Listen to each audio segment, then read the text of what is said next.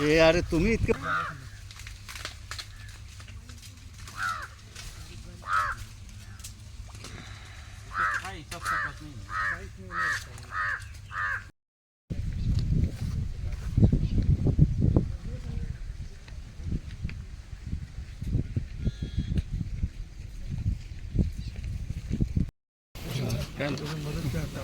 दरवर्षीचं sir दरवर्षीचं कायम पुरं पाणी इथे येतं.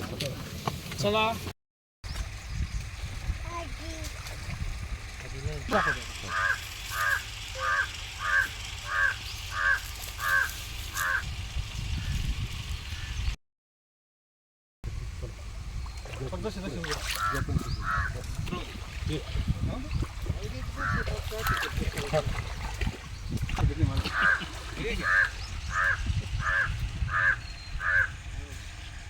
भाऊ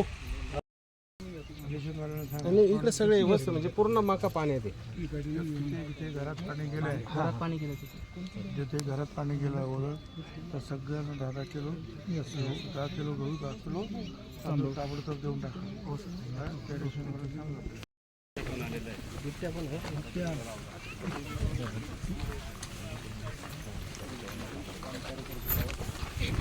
अरे बाजूला तू नको घेऊ मला घेऊ.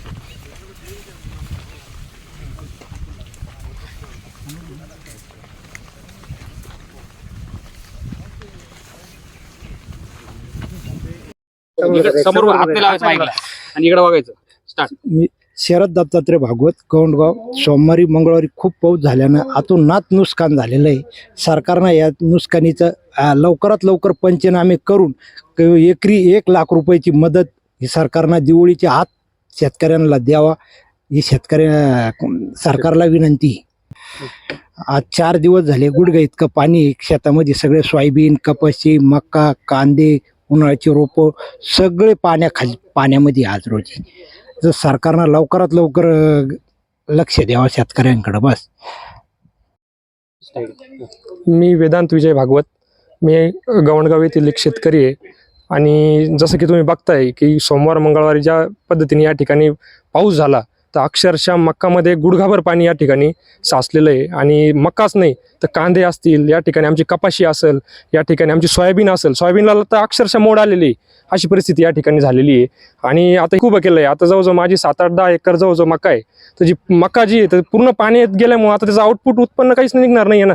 आणि जो होणारा जो खर्च आहे या ठिकाणी, जो मकासाठी लागणारा जो प्रत्येक पिकाला उभा करण्यासाठी जो खर्च आहे तो सुरुवातीला पूर्ण होऊन गेलेला आहे. आता ऐन उत्पन्नाच्या वेळेस जे हाताशी आता उत्पन्न येणार आहे ज्याच्यातून की काही पैसे जनरेट होतील आणि त्या माध्यमातून काही दिवाळी सण हे जे दसरा आलाय आता हे जे साजरा होतील त्यासाठी आम्हाला सुद्धा आता शासनाकडून अपेक्षा आहे की शासनाने लवकरात लवकर याचा गांभीर्याने विचार करून जेवढी शक्य होईल तेवढी मदत या ठिकाणी सर्व शेतकरी बांधवांना केली पाहिजे.